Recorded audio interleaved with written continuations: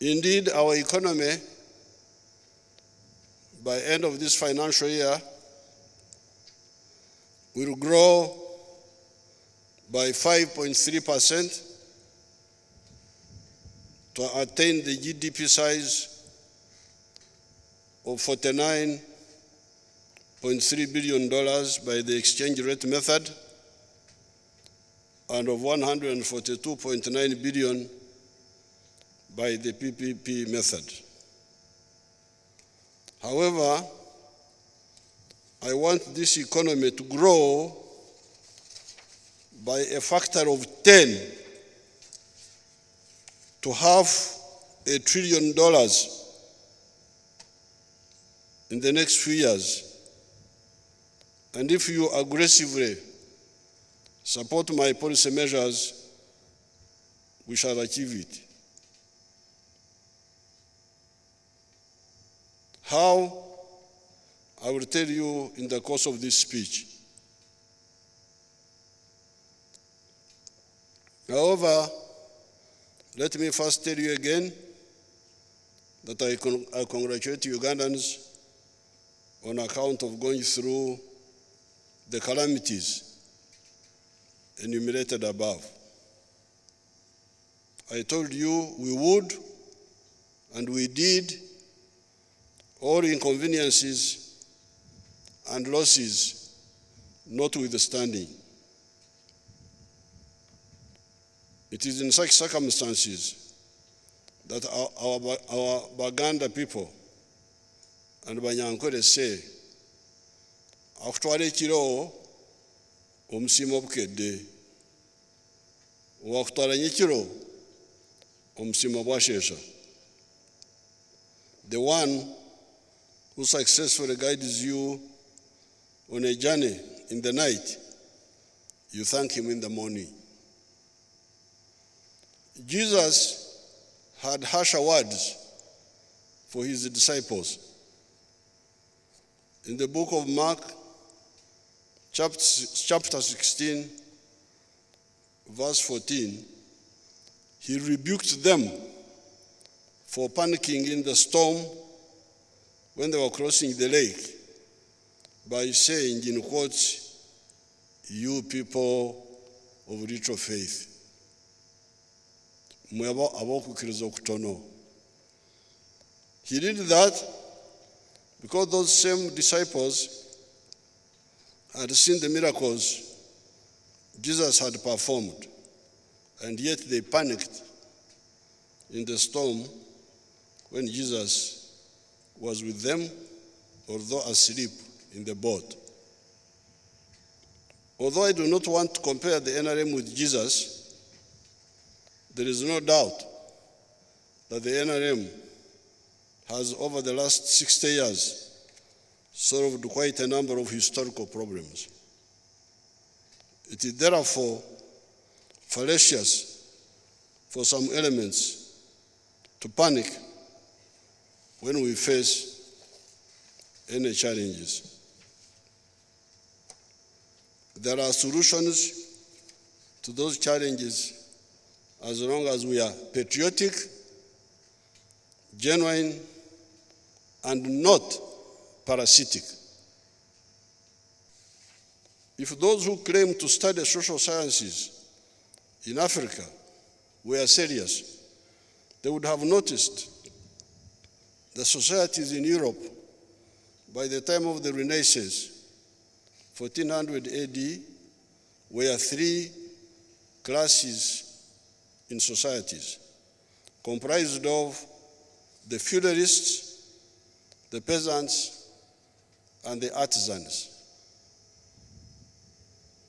By the time of the French Revolution, 1789, the European society had evolved into a four-class society, being the feudalists, the aristocrats, the middle class, the bourgeoisie, as they were called, the proletariat, the working class, and the peasants.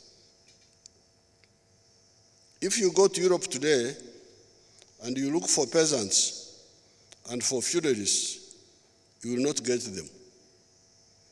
the society appears to have become a two-class society comprised of the middle class and the skilled working class.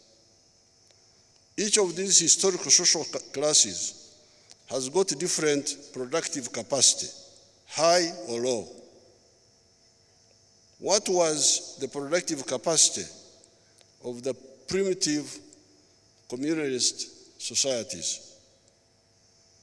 What was the productive capacity of the serfs, who are called abasenze in our language here, abebanja, on the land of the feudal landlords, abamairo, before 1928?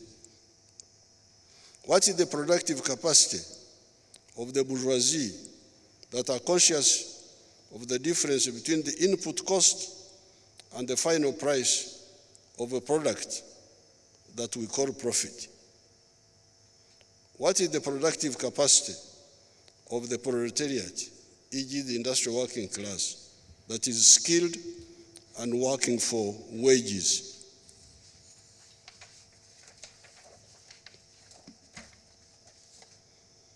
On account of some of the reasons that we do not have time to go into here, this social evolution, this social metamorphosis was faster in Europe than in Africa, Asia, or in the Americas. It is this lagging behind in social evolution that caused so much damage and problems to Africa, Asia, and Latin America. Indeed, by 1862, when Huntington Speke came to Uganda, our societies were three-class societies, comprised of the feudalists, abalangira, princes, and warlords as class number one. Number two, peasants, abakopi or commoners, and three, the artisans. By 1962, when Uganda got independence, the feudal class were not there any longer, or were much weakened by the colonial system, and the artisan class had either been eliminated or was greatly weakened. It was only the peasantry that were still alive, but largely not involved in the new economy of money. By the census of 1969, as many as 96% of the homesteads were outside the money economy. Abakorera ekida kyonka, teach, may each, keken, working only for the stomach. It is at this point that we came on the scene in the 1960s.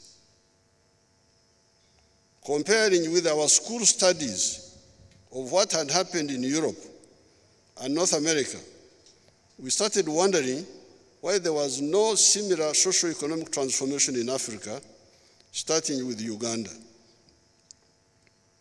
We soon found out through analysis that indeed Uganda's society can change, and can change through two routes.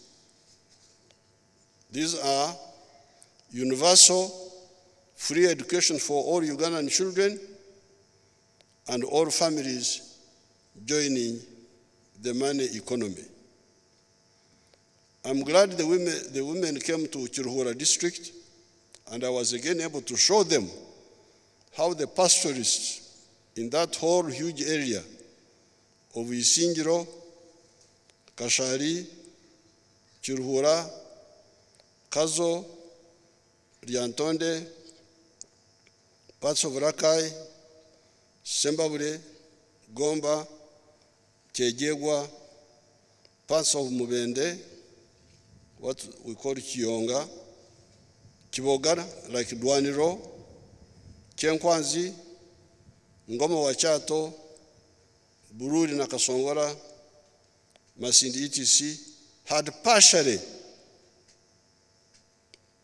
underwent social economic transformation by stopping nomadism, adopting dairy farming for cash, and sending children to school at their cost. I want to discuss that partial success with the NRM caucus so that we harmonize our thinking. I want to call a special meeting of the NRM caucus, and we really discuss this, because I don't want to continue talking as if I'm begging people to come and cultivate my garden when I am telling Ugandan leaders to see how to rescue their people from poverty. It's not correct that we should go on like this, as if I am begging people to do something for me, when we need to do this for our people. I call the success in the cattle corridor partial, because elements in the society still have irrational practices carried on from tradition that negate progress, what we call reactionary, reacting negatively vis-à-vis positive progress.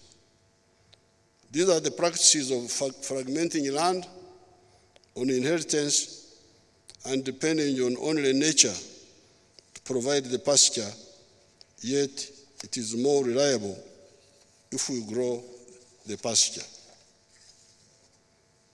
Once I had that partial success, by 1995, I went to the whole country and gave all and sundry the message of transformation.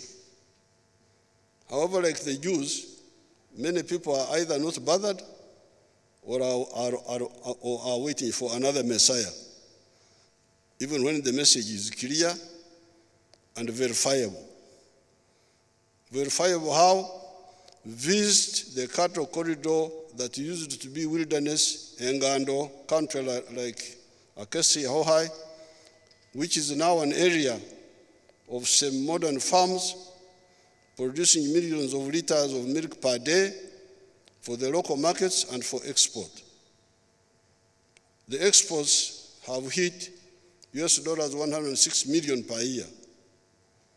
Algeria is now going to also buy our powdered milk worth US dollars 150 million.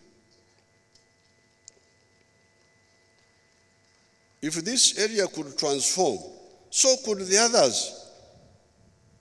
In the manifesto of 1996, we put forward the 4 acres model of coffee, fruits, pasture for zero grazing dairy, food crop production, and pig and poultry in the backyard, and fish farming near the wetlands.